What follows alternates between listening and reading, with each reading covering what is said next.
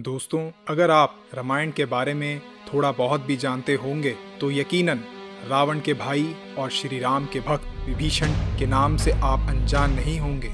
लेकिन विभीषण की जिंदगी के कई ऐसे रहस्य हैं जिनके बारे में कम ही लोग जानते हैं। रावण वध के बाद श्री राम ने विभीषण को लंका का राजा घोषित कर दिया था और राज्य अभिषेक भी किया था। इसके अलावा भी विभीषण पर कई और कृपाएं भी बरसाई थी। राम जी को लंका की चढ़ाई के दौरान रावण खेमे में तमाम योद्धाओं को खत्म करने में उसके छोटे भाई विभीषण की जानकारियां काफी काम आई। इस कारण उसे घर का भेदी होने का अपयश भी मिला। माना जाता है कि राम की जीत विभीषण बिना संभव नहीं थी। यही कारण था कि राम ने विभीषण को लंका नरेश बनाने के साथ अजर अमर होने का वरदान भी दिया था। आज हम इस वीडियो में देखेंगे कि विभीषण आखिर अमर कैसे बने और साथ ही साथ मैं आपको यह भी बताऊंगा कि विभीषण आज भी जिंदा हैं और वह किस जगह पर रहते हैं। इस बात का भी खुलासा करूंगा। आप सभी से अनुरोध है कि कमेंट में जय श्री राम जरूर लिखें और वीडियो को अंत तक जरूर देखें, क्योंकि यह वीडियो बड़ा ही मजेदार होने वाला है। महर्षि विश्वा और केकसी के 3 पुत्र हुए थे, रावण, कुंभकर्ण और विभीषण। विभीषण विश्वा के सबसे छोटे पुत्र थे। बचपन से ही इनकी धर्मचरण में अत्यधिक रुचि थी तथा यह भगवान के परम भक्त थे। तीनों भाइयों ने बहुत दिनों तक कठोर तपस्या करके श्री ब्रह्मा जी को प्रसन्न भी किया था। इसके बाद श्री ब्रह्मा जी ने प्रकट होकर तीनों भाइयों से वरदान मांगने के लिए कहा तो सबसे बड़े भाई रावण ने अपने महत्वाकांक्षी स्वभाव के अनुसार श्री ब्रह्मा जी से त्रिलोक विजय होने का वरदान मांगा। उनसे छोटे भाई कुंभकर्ण ने 6 महीने की नींद मांगी और सबसे छोटे विभीषण ने उनसे भगवत गीता की याचना की। तीनों भाइयों को यथा योग्य वरदान देकर श्री ब्रह्मा जी अपने लोक पधारे। तपस्या से लौटने के बाद रावण ने अपने सौतेले भाई कुबेर से सोने की लंकापुरी को छीनकर उसे अपनी राजधानी बना लिया और ब्रह्मा के वरदान के प्रभाव से त्रिलोक विजयी बना। ब्रह्मा जी की सृष्टि में जितने भी शीशधारी प्राणी थे वे सभी रावण के वश में हो गए और विभीषण भी रावण के साथ लंका में रहने लगे।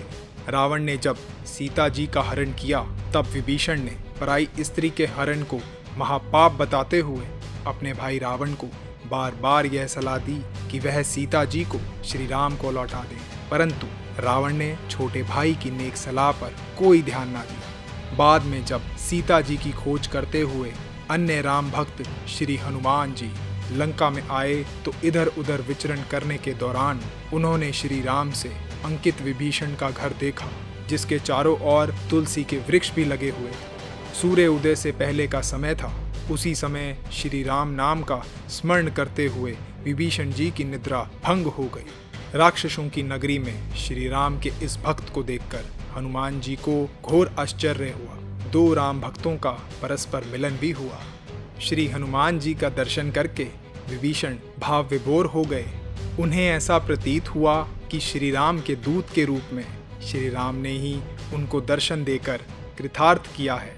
श्री हनुमान जी ने उनसे सीता जी का पता पूछकर अशोक वाटिका में माता सीता के दर्शन किए। रावण अपनी अशोक वाटिका के विध्वंस और अक्षय कुमार के वध के अपराध में हनुमान जी को प्राण दंड देना चाहता था, परंतु उस समय विभीषण ने दूत को अवधेय बताकर रावण को सलाह दी कि वह हनुमान जी को कोई और दंड दे दे।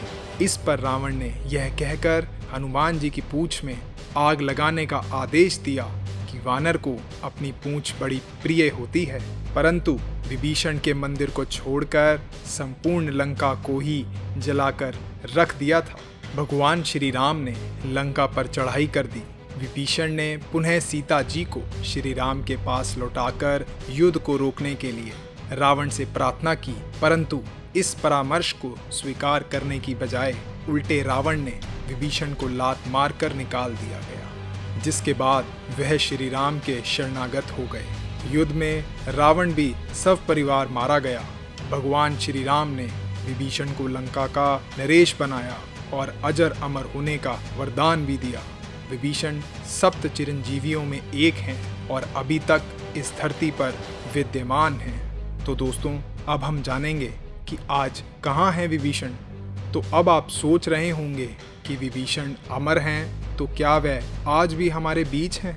जी हाँ, विभीषण आज भी हमारे बीच हैं और प्रातः आकर पुरी में स्थित भगवान जगन्नाथ के मंदिर उनकी पूजा करते हैं। हैरानी की बात तो यह है दोस्तों कि यह हर दिन जगन्नाथ मंदिर के कपाट खुलने के पहले आते हैं और पूजा अर्चना भी करते हैं। दोस्तों वह हर रोज जगन्नाथ भगवान की पूजा करने इसलिए आते हैं क्योंकि भगवान श्री राम ने उन्हें ऐसा करने के लिए कहा था। ऐसा इसलिए क्योंकि जब भगवान श्री राम ने विभीषण को लंकापति बनाया तो उसके बाद काफ़ी समय बीत चुका था और विभीषण भगवान श्री राम के बिना नहीं रह पाता था और हर बार वह भगवान श्री राम के दर्शन करने के लिए उनके पास पहुंच जाते थे।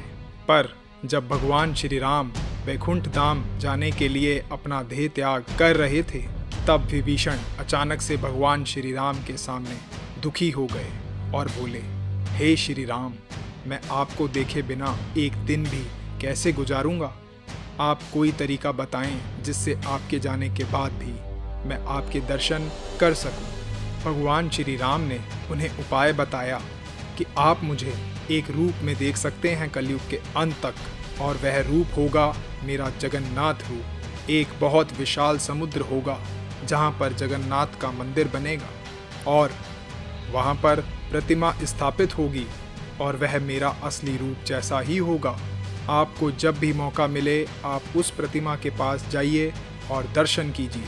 आपको बिल्कुल वैसा ही फल प्राप्त होगा जैसा आपको मेरे दर्शन करने से होता था। विभीषण को कोई भी खुली आंखों से देख नहीं सकता क्योंकि उनके पास भगवान श्री राम का वरदान है, जिसके कारण उनका रूप बहुत दिव्य हो चुका है। उनका यह दिव्य रूप होने की वजह से कोई भी मामूली इंसान उन्हें नहीं देख सकता। हालांकि मंदिर में मौजूद पुजारी ने उन्हें देखने का दावा ज़रूर किया है।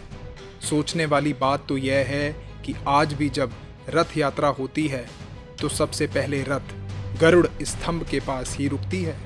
रुकने का कारण यह माना जाता है कि विभीषण आते हैं और जगन्नाथ जी की पूजा करते हैं। तो दोस्तों इन दावों और कथाओं से यह समझ आता है कि विभीषण जी आज भी जीवित हैं और इस धरती पर मौजूद हैं। आशा करता हूँ आपको यह वीडियो पसंद आया होगा और नीचे दिए गए कमेंट बॉक्स में कमेंट करके ज़रूर बताइएगा। जय श्री राम। Thank you. तो दोस्तों आशा करता हूँ कि ये वीडियो आपको पसंद आया होगा, तो इसे ज़्यादा से ज़्यादा शेयर करिए। अगर आप नए हैं इस चैनल पे तो सब्सक्राइब एंड लाइक करना बिल्कुल भी मत भूलिएगा दोस्तों। तो दोस्तों मैं ऐसे ही और वीडियोज़ आपके लिए लाता रहूँगा। आपका अपना दुनिया का खबरी। जय हिंद, वंदे मातरम।